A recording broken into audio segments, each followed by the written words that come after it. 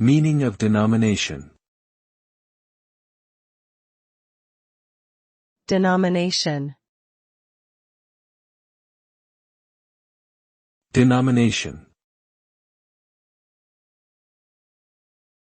Denomination. Denomination.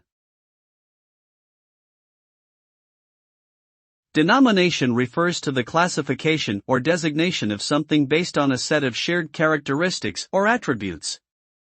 It is commonly used to describe the categorization of money, particularly in the context of different units of currency.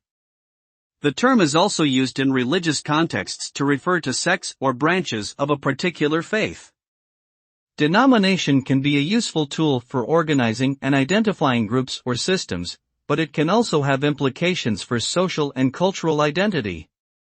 Ultimately, the meaning and significance of denomination will depend on the specific context in which it is being used.